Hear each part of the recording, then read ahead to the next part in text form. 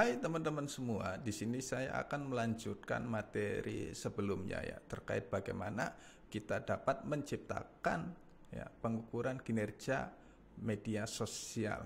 Nah, di sini ya kita akan membahas mengenai praktik terbaik untuk pengukuran kinerja ya. Materi sebelumnya kita sudah membahas mengenai 4 pilar dalam pengukuran kinerja ya, mulai dari pengawasan ya, bagaimana caranya kita dapat menyortir data ya, kemudian masuk ke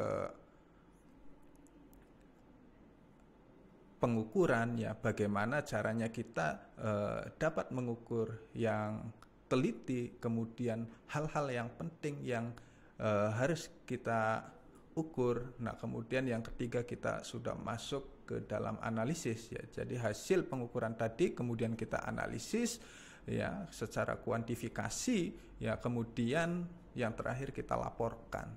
Nah, bagaimana, apakah sudah tercapai atau belum program media sosial dengan tujuan bisnis yang sudah ditentukan. Nah, tentunya di sini kita akan melanjutkan materi tersebut ya, yaitu terkait praktik terbaik untuk pengukuran kinerja. Nah, di sini ada 6 faktor yang akan kita bahas ya. Yang pertama yaitu simpan daftar semua hal yang dapat diukur. Kemudian yang kedua, simpan daftar semua hal yang harus diukur. Kemudian yang ketiga, terus ikuti perkembangan alat-alat pengukuran terbaik.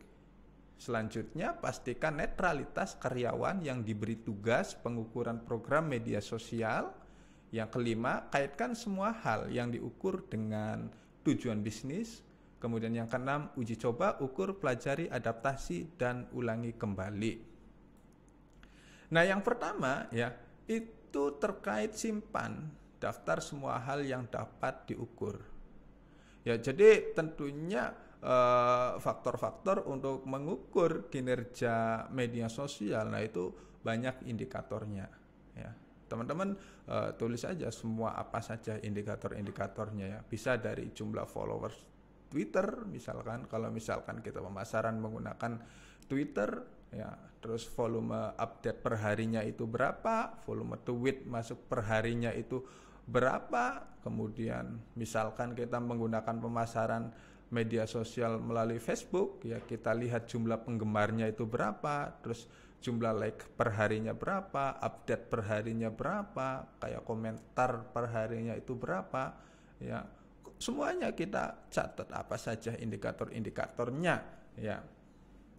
Kalau misalkan Pak, kalau misalkan saya melakukan pemasaran ya menggunakan lebih dari satu media sosial ya, kita catat, kita pilah ya. Misalkan media sosial Instagram, nanti apa saja indikatornya ya, kemudian misalkan Facebook apa saja indikatornya, Twitter apa saja indikatornya ya, kita catat semuanya ya yang dapat diukur. Nah, kemudian yang kedua ya, simpan daftar semua hal yang harus diukur ya. Nah, jadi teman-teman tadi kan sudah kita catat semuanya, tapi apakah semuanya itu akan kita gunakan? Nah, tentunya ya yang kita gunakan itu harus sesuai yang kita ukur, sesuai dengan tujuan bisnis kita. Jadi nggak semuanya itu kita ambil hal-hal yang penting ya. Makanya di 4 pilar tadi, nah pengawasan, nah itu dari berbagai data ya kita pilih, kita sortir ya. Kita sortir sesuai dengan kebutuhan kita. Untuk apa? Untuk efisien dalam pengukuran ya. Kalau misalnya semuanya, otomatis kita lama juga nanti untuk melakukan analisis datanya ya. Jadi yang penting-penting saja. Nah, kemudian yang ketiga, terus ikuti perkembangan alat-alat pengukuran terbaik ya. Jadi alat pengukuran itu pasti ya ada perkembangan, ada perubahan ya. Nah, perusahaan nah terkadang masuk ke dalam jebakan dalam penggunaan alat dan pengukuran ya. Adapun faktor-faktornya ya, misalkan yang pertama ya, agensi, kadang nih ada jasa agen. Nah, yang menawarkan jasa untuk pengukuran program atau kampanye pemasaran dengan menggunakan alat-alat dan dashboard yang mereka miliki. Ya, meskipun cocok untuk bisnis mereka, nah tapi kadang alat-alat tersebut belum tentu cocok untuk bisnis kita. Gitu. Ya, kadang kan banyak perusahaan jasa ya yang menawarkan pengukuran media sosial dan mereka sudah punya alat sendiri. Nah, kadang-kadang alatnya ya memang cocok digunakan untuk bisnisnya atau bisnis orang lain, tapi belum tentu kadang alat tersebut itu cocok untuk bisnis kita. Nah, jadi teman-teman harus pahami itu. Ya. Terus bagaimana Pak? Ya kalau misalkan ada jasa tersebut kita sesuaikan, apakah alatnya itu sudah sesuai belum dengan istilahnya indikator-indikator yang akan kita ukur. Ya, kalau misalkan belum, ya bagaimana? Apakah mereka bisa memenuhi? Gitu. Berarti kan mereka harus mencari alat lagi atau membeli. Ya. Nah kemudian yang kedua, ya perusahaan berkomitmen pada seperangkat produk pengukuran sebelum memahami apa yang benar-benar dibutuhkan dalam program tersebut. Ya. Nah jadi intinya ya hal yang terbaik ya yang harus dilakukan oleh kita ya yaitu terus-menerus melakukan pengujian ya, menguji coba apa yang tersedia di pasar ya. Jadi kita uji coba aja, cari alat yang cocok itu yang mana, dan yang tidak cocok berarti kita jangan dipakai lagi. Ya misalkan kita tidak menggunakan jasa ya, tapi kita berdiri sendiri misalkan.